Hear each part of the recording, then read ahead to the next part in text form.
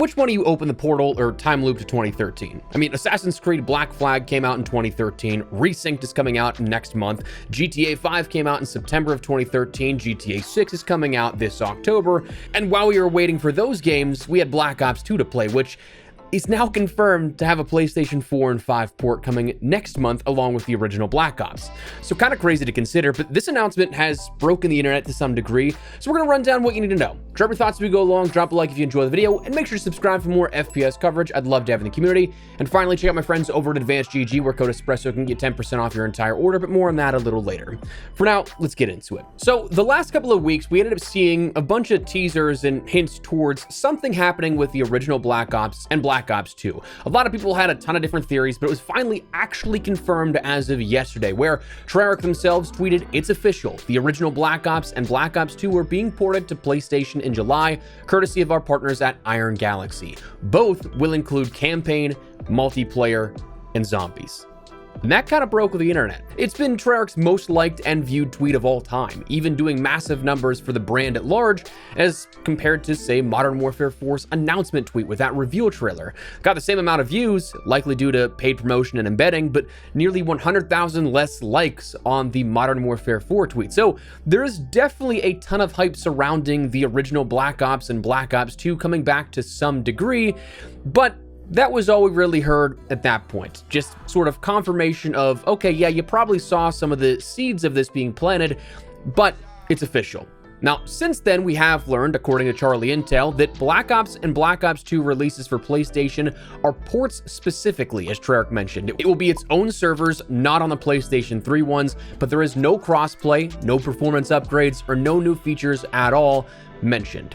So that's a very big distinguishing factor and confirmation of previously unknown details. So as a result, we should set up some expectations of what this will be like whenever it launches next month. First, let's talk about ports specifically. There is no performance upgrades, no feature or anything like that that you should be getting excited for that will be different from the original Black Ops 2 here. The big focal point is it's ported from 2013 to what we have now, just making it basically playable again. It isn't a remaster, but rather a revitalization of what we had available for 13 years now at this point. Same graphics, same maps and modes. This isn't going to be like Modern Warfare Remastered, where there's a large coat of paint plus mechanical overhauls plus new content plus systems of progression plus more post-launch DLC. It's kind of like the Patrick from SpongeBob meme of, what if we take it from 2013 and put it into 2026, essentially. So what you've experienced back then is what you'll experience once again in 2026 here. Another thing that should be noted here that may be a system shock for a lot of players here that have played Call of Duty in recent years but are still veterans from way back in the day is what will happen to progression, because I mean, like me, Black Ops 2 was my favorite Call of Duty game of the entire franchise. I spent months of playtime in that game over the course of the years, so can I just jump right back in and pick up where things were left off?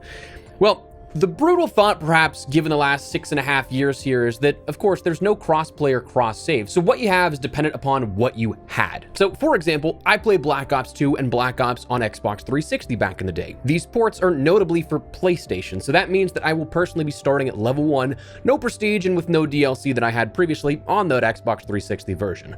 For some, that's gonna be awesome, like you get to grind out the game how you want to from the start, as if it was 2012 or 2013 again, but for others who want maybe to just jump on and relive the glory days for a little bit and just jump in with everything they had, it might not be that simple.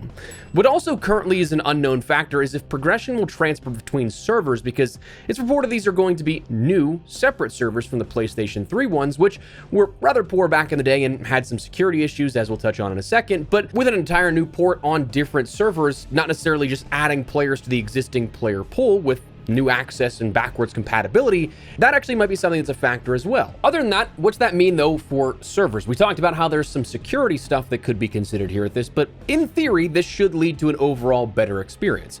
PlayStation 3 and even Xbox 360 versions were relatively plagued with cheats because system firmware was not nearly what it is today, cracking, JTagging, that stuff. For the old gens, you probably came across back in the day some of those modded lobbies that you'd see. But of course, as time progressed, as those games were not supported supported nearly as much, and the player base dwindled out more and more over the years. If you were to take a look at like Black Ops and Black Ops 2 in 2026 on their native console versions, it's going to be an entirely different game due to all those modding situations. Now, with new servers, PlayStation 4 and 5 has much more improved security measures that you may still see some cheats, but not to the abundance that you would normally in those native versions. Performance-wise, netcode maybe could be better, but that's not necessarily an area of my expertise to say, but it is something that, again, we'll just have those separate servers from what we had from the PlayStation 3 servers. Now, one big thing to note about this that I've seen a lot of talk about is that will this impact anything in regards to like the current or upcoming projects? Like, one worry is, why are we focusing on a game that is 13 to 15 years old? But the big thing to note is that it's partnered with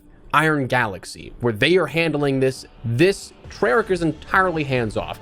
It will not upset the balance of the development for Black Ops 7 live seasons, their next project, whatever that may be, as they're probably starting to slowly shift into working fully on that as we get further and further into the live seasons here, gearing up for the focus to shift to Modern Warfare 4. Nothing about the status quo will be upended, which is definitely nice. So you can go back, check these out for yourself, and play around, and it won't have any impact on the larger ecosystem, I guess, as a whole for Call of Duty.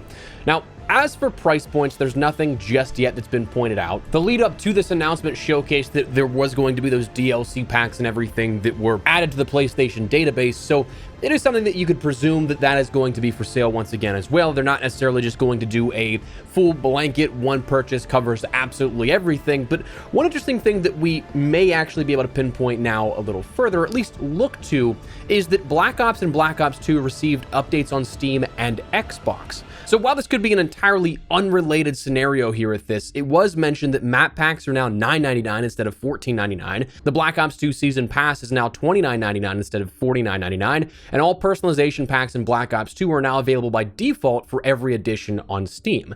So if that's something that we see going forward into how this could behave within the PlayStation 4 and 5 ports, that could be something that sees those still available for purchase, but price drops compared to what they normally were. Now, I'll be honest, I do think it's kind of strange to recharge for something like this 13 to 15 years after the fact, but I mean, corporation's gonna corporation, right? So like, do we expect anything other than that from an Activision title? So we'll have to wait and see, but that's where we're at. Now, the strange part is currently there's nothing for Xbox at the moment. Backwards compatibility has kind of been the bread and butter for this type of thing and why they haven't done ports in the past, but strange to see no proper revitalization on the platform that owns the IP of Call of Duty at this point, Microsoft having bought Activision and all their subsidiary properties at that point. But it's just strange to see that this won't, for those players, have a revitalization versus PlayStation 4 and 5 will be having new ports here for that.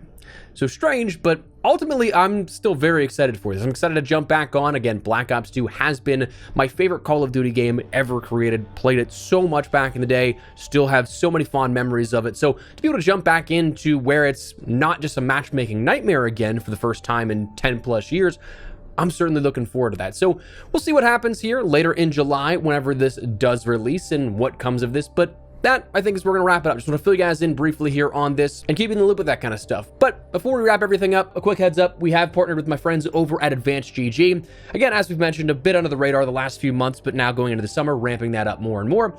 Advanced is the healthier energy supplement option where I use it daily as my comparable cup of coffee. Currently drinking that raspberry lemonade. Magic Rainbow Sherbet's also another one that's one of my favorites, but I'd highly recommend, and we actually co-branded that along with a few other items on their site, like a 26-ounce ice shaker. But love this stuff. If you're looking for a replacement for your own cup of coffee, give it a try. If you decide to give it a go, code Espresso and get 10% off your entire order. But no sweat, appreciate you hearing me out on this. And of course, just checking in on the videos here that you made it this far. But anyways, that's where we're gonna wrap it up now. So let me know your thoughts down below. Are you looking forward to the ports of Black Ops and Black Ops 2? Drop your thoughts, drop a like if you guys enjoyed the video, and make sure to subscribe for more FPS content, Call of Duty Black Ops and Black Ops 2 included in that, I guess now. I'd love to have you in the community, but for now, thanks so much for watching. Mine has been Espresso. I'll see you later. Take care and peace.